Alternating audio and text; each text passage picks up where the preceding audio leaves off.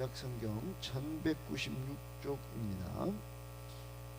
구약성경 에스겔 31장 1절부터 9절까지 오늘 우리에게 주시는 하나님의 말씀으로 받겠습니다. 구약성경 1196쪽 또 97쪽 부분에 있습니다. 에스겔 31장 1절부터 9절까지 한 절씩 1절부터 9절까지 교독하겠습니다.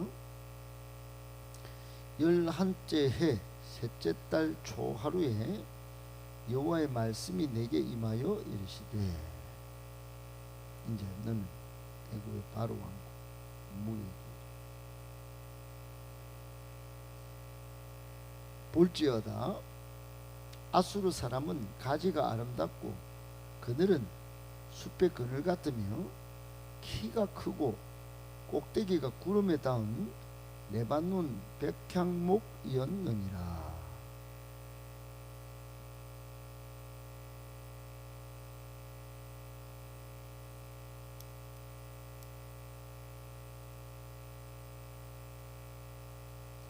그 나무가 물이 많으므로 키가 들의 모든 나무보다 크며 굵은 가지가 번성하며 가는 가지가 길게 뻗어 나갔고,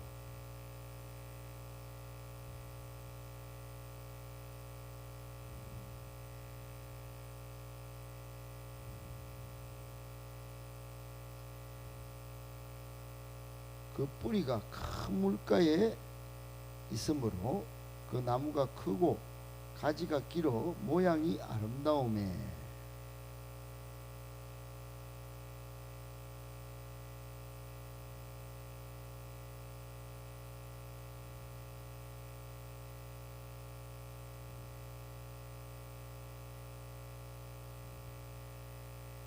구절 같이 있습니다.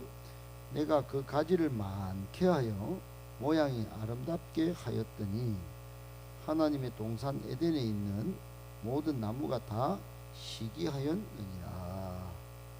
아멘. 오늘은 크고 아름다운 백향목이라고 하는 제목 가지고 바벨론 포로로 잡혀간 에스겔 선지자가 유다의 마지막 왕 시드기야 시절에 남유다가 그토록 전적으로 의지하고 있던 이집트를 향해 하나님이 선포한 심판의 메시지 중 일부입니다.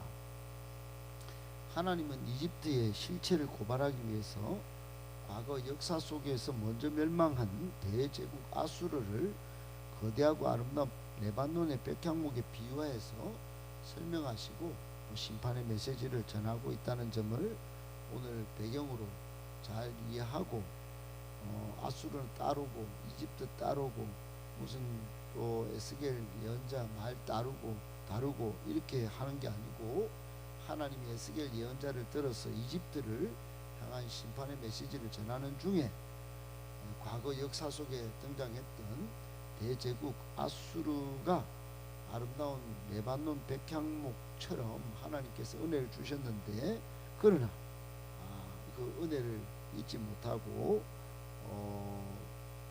패망한 거, 그걸 비유해서 지금 이집트에 대하여 설명하시고 심판의 메시지를 전한다는 것 꼭 기억해야 합니다. 오늘 우리에게 주시는 교훈의 말씀 세 가지입니다. 첫 번째, 내 삶의 깊은 물이 어디에 닿아 있는지 점검하여 다시 영적 성장으로 나아가셔야 합니다.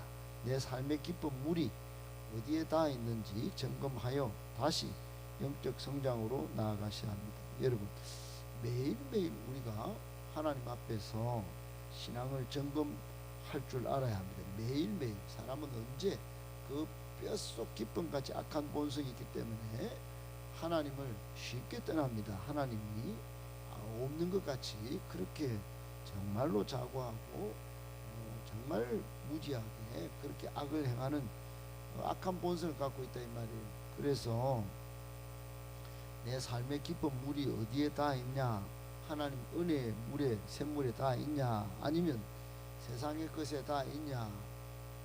내 자신의 샘물을 막 그냥 내 자신이 물 빠진 독에 물 붓고 또 그게 닿아 있냐? 이걸 점검해야 합니다. 여러분, 하나님의 은혜의 샘물에 여러분의 삶의 기쁜 물이 다 있어서 쭉쭉 성장을 계속 하시기를 축복합니다. 본문은 1절부터 6절에 남유다가 바벨론에 멸망하기 직전에 하나님이 에스겔을 통해 주신 말씀이에요. 당시 이 마지막 왕 시드기야가 있을 때인데, 이 하나님은 지금 바벨론을 들어서 역사의 주권을 행하고 계신데, 이 시드기야는 그렇지 않은 거예요. 절대 강자이고 의지 대상이 바벨론이 아니고 하나님이 아니고 이집트를 향해 있었던 거예요. 그러니까 전혀 반대죠. 항상 그래 왔기 때문에 그게 당연한 줄 알지만 그게 굉장히 고집적인 겁니다. 그걸 경고하신 겁니다.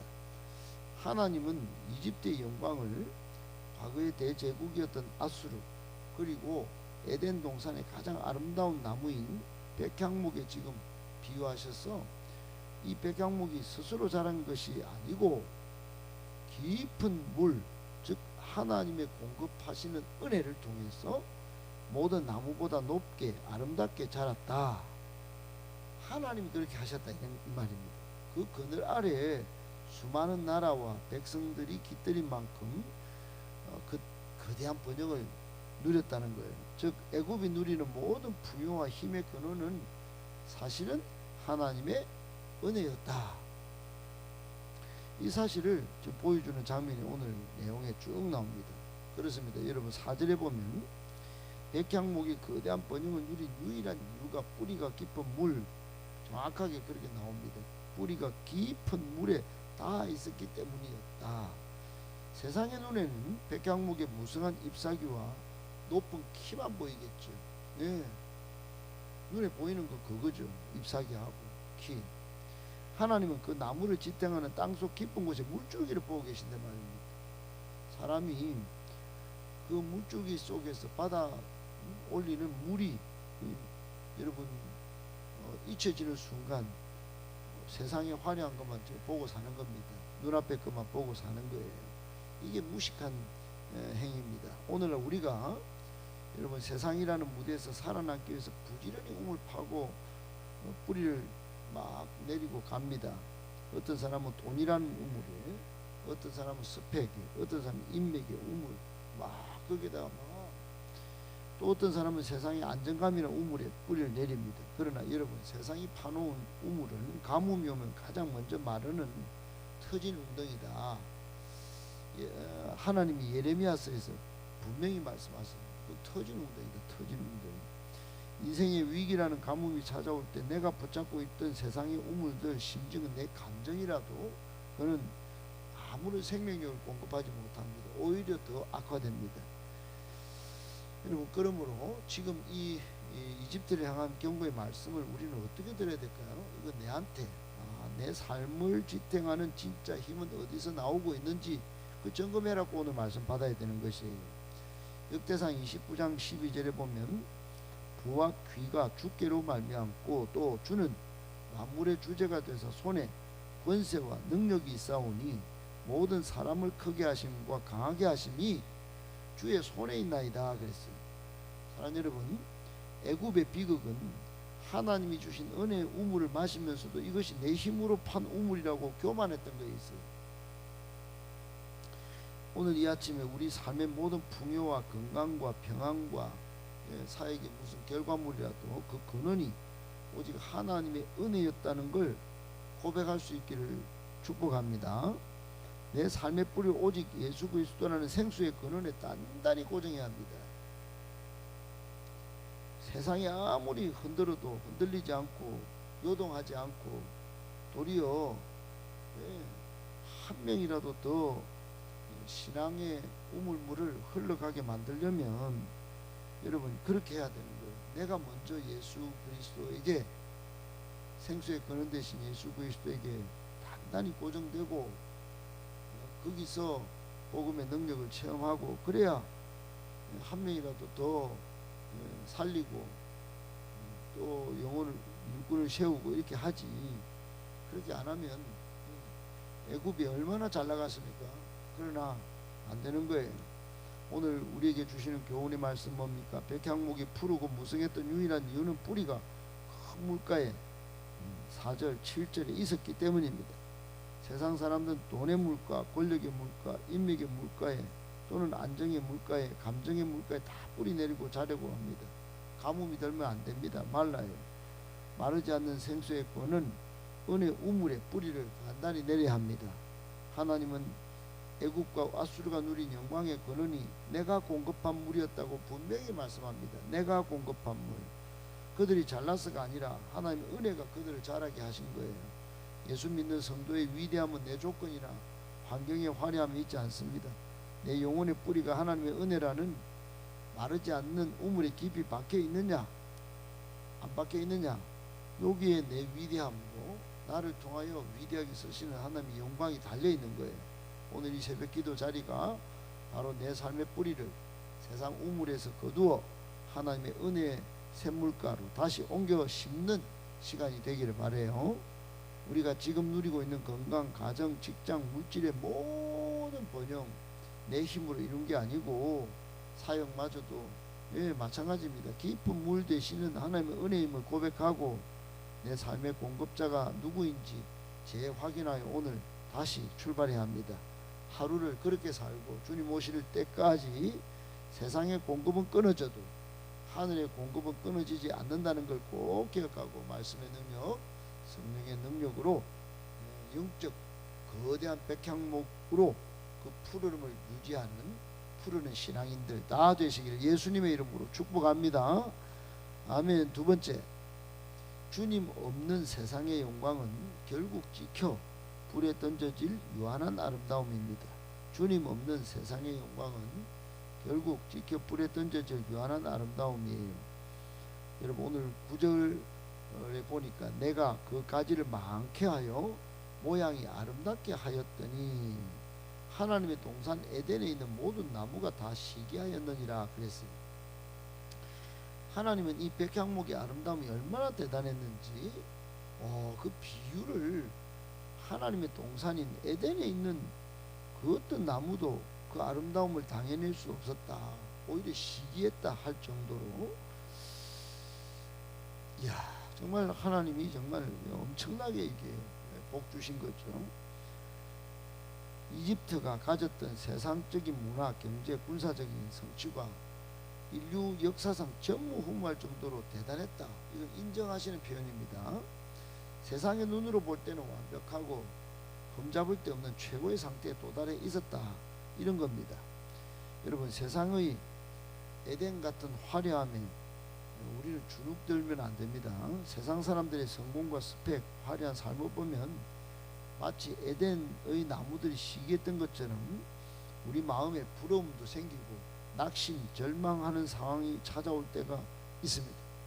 나는 예수 믿고 새벽기도도 나오는데 왜 저 사람은 저렇게 잘 되고 저 사람은 백향목처럼 어쩌려 되는데 내 꼬라지는 이게 뭔가, 이 생각이 들 수가 있습니다. 여러분 그거 마귀가 주는 생각입니다. 기억해야 합니다. 주님 없는 세상의 영광은 결국 지켜 불에 던져질 유한한 아름다움인 줄 그냥 단순히 그냥 딱 그리 생각해야 합니다. 외적인 화려함에 마음 빼앗기면 안 됩니다. 내 안에 계신 가장 고귀한 보배 예수님을 자족하고 감사하는 그런 당당함을 가져야 하는 것이에요. 내가 오히려 가장 보배로운 예수님을 가졌다, 예수님 때문에 나는 당당할 수 있다, 신나게 살 수 있다, 멋지게 살 수 있다, 져주며 살 수 있다, 이렇게 해야지. 예수님 없이 세상에 그거 바라보면 여러분 그게 성공이 화려하게 거지 없습니다. 에덴의 나무들이 시기할 만큼 대단해 보인다, 이렇게 지금 말씀하고 있지 않습니까? 그러나 그것 어떻게 됩니까? 그건 역시 하나님이 아름답게 하신 것에 불과하다 이 말입니다. 예, 한순간에 없애버리면 없애버리는 거예요. 하나님 부러워하거나 주눅들지 말고 오직 하나님께만 시선을 고정해야 하는 것이에요. 세상은 늘 비교와 시기심으로 가득 차 있습니다. 에덴의 나무들조차 시기했다, 이 말은 인간의 탐욕은 끝이 없다. 여러분 끝이 없습니다. 끝이.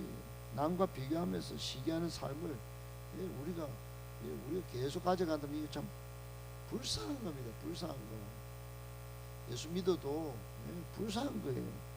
하나님이 나에게 주신 내 몫의 아름다움을 발견하는 영적 시야가 생겨나야 하는 것이에요. 시기하고 경쟁하기보다도 내 안의 보배 예수님을 바라보는 영적인 눈이 확 뜨이기를 축복합니다. 그래서 매일 감사하는 자족의 신앙, 자족의 삶이 필요한 거예요. 예, 사도 바울이 그랬잖아요. 나는 다른 건 다 배설물로 여긴다. 똑같이 여기고 내 안에 예수님으로 나는 자족한다. 예, 그렇게 내게 능력 주시는 자 안에서 내가 모든 것을 할 수 있다. 이게 사도 바울의 위대한 신앙, 탁월한 신앙, 한껏 다른 신앙 아니겠어요? 여러분, 세상의 영광, 성취 모든 것 지켜 불에 던져질 유한한 거다. 꼭 기억하고 내 안에 예수 바라보는 영적인 눈이 확 뜨여서 날마다 자족하며 감사하며 살아가시기를 예수님의 이름으로 축복합니다. 아멘. 마지막 세 번째, 일이 잘 풀릴수록 내 키를 낮추고 겸손히 하나님께만 영광 돌리는 겸손이 있어야 합니다. 일이 잘 풀릴 때일수록 내 키를 낮추고 겸손히 하나님께만 영광 돌리는 겸손이 있어야 합니다. 여러분, 겸손이 있어야 한다. 이러니까 하나님만 나는 잘 믿으면 된다. 이러면 안 됩니다. 일이 잘 풀릴 때일수록 더 소통하고 더 자신을 낮추고 몸된 교회와 하나님 나라를 같이 이룰 수 있는 능력신앙, 영적 프로로 나아가야 되는 것이에요. 여러분, 오늘 1절부터 9절까지 백향목의 장엄함과 아름다움을 극찬하는 것처럼 보이지만 사실 이거는 이어지는 10절 이하의 엄중한 심판을 위한 반전의 서막이에요. 그러니까 이거 지금 아주 높이는 것 같지만 하나님 10절부터 지금 뭘 준비하고 계신 걸 알아야 돼요. 성경 읽을 때 여러분, 그래서 9절 신앙은 위험한 거예요. 하나님은 애굽이 왜 이토록 아름다운 백향목이 되었는지 지금 그 배경과 이유를 설명하신 후에 10절에 곧바로 그의 키가 높고 꼭대기가 구름에 닿아서 마음이 교만하여서 그래 버립니다. 마음이 교만했다. 이 마음 교만이 심판의 이유가 된다. 즉 1절 9절에 나타난 극치 아름다움과 번영은 애굽이 빠져있던 교만의 깊이가 얼마나 깊었는지 그걸 고발하는 심판의 근거가 되어버리는 거예요. 여러분, 자라나게 하신 분의 이전 백향목, 그건 결국 찢겨 넘어질 위기에 처하는 거 아니겠어요? 혹 우리 안에 여러분 조그만 교만이라도 있다면 이것 때문에 내 망할 수도 있다. 이것 때문에 하나님 앞에 버림받을 수 있다. 이걸 생각해야 됩니다. 여러분, 유다의 우시야 왕이라고 있어요. 하나님의 도우심을 받아 나라를 엄청 매우 강하게 만들어요. 군사력도 키우고 농업도 장려하고 주변 나라들이 엄청 두려워합니다. 그만큼 이름이 사방에 퍼지고 대단했어요. 근데 성경은 뭐라 하느냐면 기이한 도우심을 얻어 강성하여졌다 이렇게 선언합니다. 하나님의 기이한 도우심. 그런데 이 완전 우시야 왕이 교만합니다. 하나님의 은혜로 잘된 줄 모르고 강성해지자 마음이 교만해져서 하나님의 성전에 들어가서 제사장만이 할 수 있는 분향을 직접 하죠. 지가 사역자 노릇 다 하고 제사장 노릇 다 하고 다 하려고 덤빕니다. 그 자리에서 나병이 생겨가지고 평생 별궁에 나병 환자로 갇혀 살다가 비참하게 생을 마감합니다. 여러분, 하나님이 주신 아름다움과 번영의 정점에서 겸손을 잃어버린 자가 당하는 비극, 그 비참함을 잘 보여주는 사건이 바로 유다의 우시야 왕의 나병 사건이에요. 야고보서 4장 6절에 그러나 더욱 큰 은혜를 주시나니 그러므로 일러서되 하나님이 교만한 자를 물리치시고 겸손한 자에게 은혜를 주신다 하였느니라 그랬어요. 하나님은 분명 내가 그 가지를 많게 하여 아름답게 하였더니 오늘 9절에도 분명히 말씀하고 있는데 백향목은 그만 그것이 자기 힘인 줄 착각하고 꼭대기를 구름에 닿게 해서 교만해졌습니다. 번영과 성공의 정점은 오히려 그 클라이막스 때문에 이제 미끄러지는 겁니다. 가장 타락하기 쉬운 위험한 자리가 바로 그 자리예요. 그 자리에 설 때 여러분 잘 될 때 내가 건강, 물질, 직분, 자녀 축복 이거 전부 내 스펙 좋아서가 아니고 하나님이 많게 하시고 아름답게 하신 은혜입니다. 은혜. 그러니까 잘 풀릴 때일수록 내 키를 낮추고 겸손히 하나님께 영광 돌리는 그런 성도가 되셔야 되는 거예요. 마지막 세 번째 결론의 말씀입니다. 일이 잘 풀리고 건강하고 사람들에게 인정받고 칭찬받을 때 영적으로 가장 위험한 교만의 덫에 걸리기 쉬운 때입니다. 내 키가 커져서 구름에 닿을 것 같은데 도리어 무릎을 꿇고 모든 것이 주님의 은혜입니다. 하나님이 하셨습니다. 그리고 고백하고 또 소통하고 공동체 자신의 약점을 드러내고 하나님 앞에 은혜를 구하고 그래야 하는 것이. 세상의 아름다움과 제국의 영광은 영원하지 않습니다. 에덴의 나무들이 시기하는 백향목도 결국 한순간에 찍혀 나갑니다. 사라질 외적인 조건, 스펙, 외모, 배경, 사역의 결과 마음에 두지 말고 영원히 변치 않는 하나님의 말씀과 주님과의 관계라는 본질을 붙잡고 하나님 중심 또 공동체 중심으로 교회 중심으로 믿음을 잘 세워가시는 저와 여러분들 다 되시기를 예수님의 이름으로 축복합니다.